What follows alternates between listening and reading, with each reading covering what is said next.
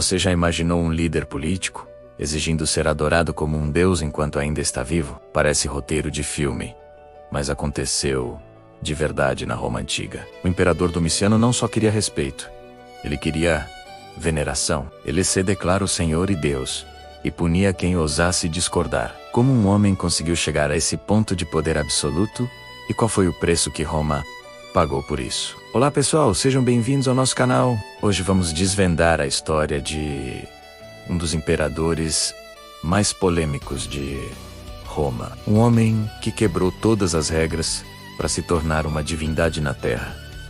Antes de começarmos, não se esqueça de deixar o seu like, se inscrever no canal e ativar o sininho para não perder nenhuma curiosidade incrível como esta. O seu apoio é fundamental para continuarmos trazendo esse conteúdo.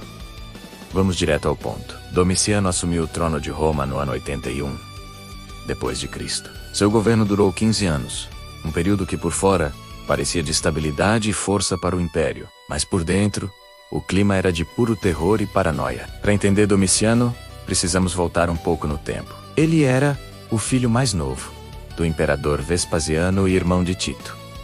Enquanto seu pai e irmão construíam fama e glória militar, Domiciano passava a maior parte do tempo em Roma, longe dos campos de batalha. Ele cresceu à sombra da família, sentindo-se, talvez, subestimado. Quando finalmente se tornou imperador, após a morte repentina de seu irmão Tito, Domiciano estava determinado a deixar sua marca e provar que era tão grandioso quanto seus antecessores, ou até mais.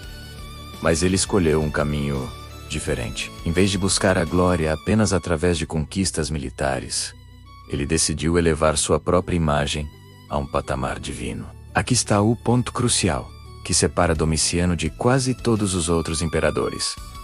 Em Roma, existia uma tradição muito forte. O imperador só podia ser deificado, ou seja, transformado em Deus, pelo Senado após a sua morte. Era uma honra póstuma, um reconhecimento pelos seus feitos. Mas Domiciano não queria esperar. Ele queria ser adorado em vida. Ele começou a exigir que as pessoas se referissem a ele oficialmente como Dominus et Deus, que em latim significa Senhor e Deus. Isso não era apenas um apelido pomposo. Era uma ordem. Imagine a cena. Você está no Fórum Romano e, ao se dirigir ao imperador, precisa chamá-lo de meu Senhor e meu Deus. Era uma quebra de protocolo chocante para a mentalidade romana da época. Para os senadores, acostumados a ver o imperador como o primeiro entre iguais, isso soava como tirania oriental, algo típico dos reis persas, não de um líder romano. E Domiciano levou essa ideia muito a sério. Ele não se contentou apenas com o título. Ele queria que sua divindade fosse vista e sentida em todos os cantos do império. Moedas começaram a ser cunhadas com sua imagem e símbolos divinos, associando a Júpiter, o rei dos deuses romanos. Estátuas gigantescas dele foram erguidas por toda a cidade, muitas vezes retratando-o com os atributos de uma divindade. Ele chegou a construir um templo gigantesco, dedicado à sua própria família,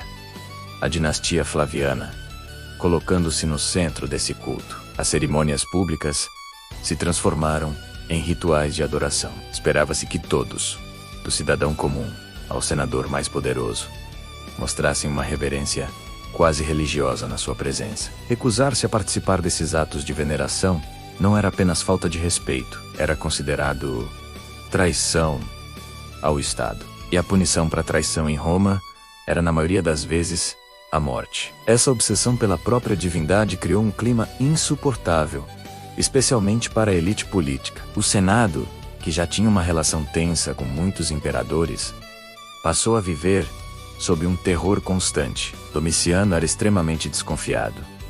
Ele via conspirações em todo lugar. Acreditava que os senadores estavam sempre tramando para derrubá-lo. Para se proteger, ele criou uma vasta rede de espiões e informantes, conhecidos como delatores. Essas pessoas eram recompensadas por denunciar supostos traidores. O resultado foi um verdadeiro reinado de terror. Uma palavra mal colocada durante um jantar, um boato, espalhado por um inimigo pessoal, um olhar que parecesse suspeito.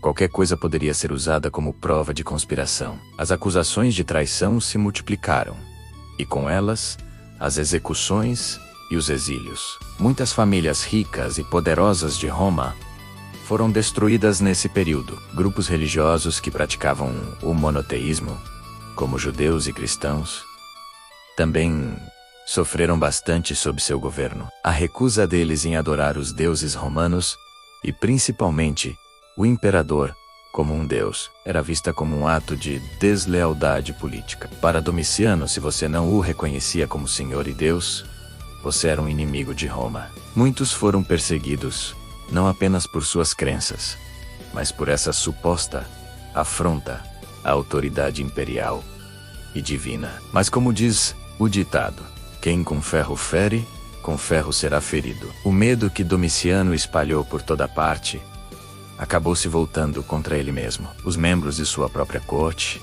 seus servos, seus oficiais militares e até mesmo sua esposa, Domícia Longina, começaram a temer por suas vidas. Ninguém se sentia seguro. Eles sabiam que a paranoia do imperador era imprevisível e que qualquer um poderia ser o próximo alvo. Então, no ano 96, uma conspiração silenciosa começou a se formar bem debaixo do nariz de Domiciano, dentro das paredes do seu próprio palácio. As pessoas mais próximas a ele, aquelas que o serviam todos os dias, decidiram que a única maneira de sobreviver era eliminá-lo. O plano foi cuidadosamente arquitetado e, em setembro daquele ano, foi colocado em prática. Domiciano foi atacado e assassinado em seus aposentos por membros de sua própria casa. A reação à sua morte foi imediata e avassaladora. Assim que a notícia se espalhou, o Senado se reuniu e, em um ato de vingança e alívio, decretou a damnatio memoria. Esse era um dos castigos mais severos que Roma poderia impor a alguém: a condenação da memória. O objetivo era apagar Domiciano da história. Seu nome foi raspado de inscrições em prédios e monumentos. Suas estátuas foram derrubadas e destruídas. Suas moedas foram retiradas de circulação. Documentos oficiais foram alterados. Roma tentou, literalmente, fingir que ele nunca tinha existido. Foi uma tentativa desesperada de apagar a mancha de tirania que ele deixou.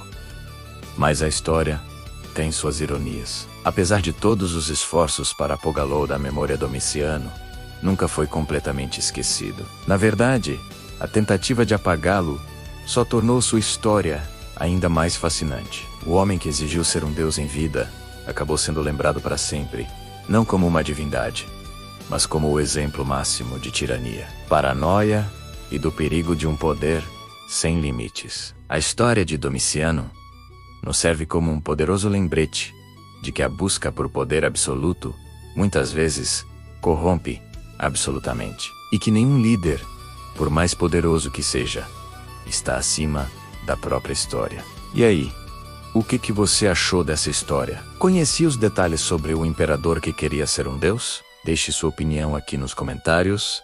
Vamos adorar, ler e debater com vocês. E se gostou do vídeo, não se esqueça de deixar aquele like e compartilhar com seus amigos que também amam história. Muito obrigado por assistir e até a próxima.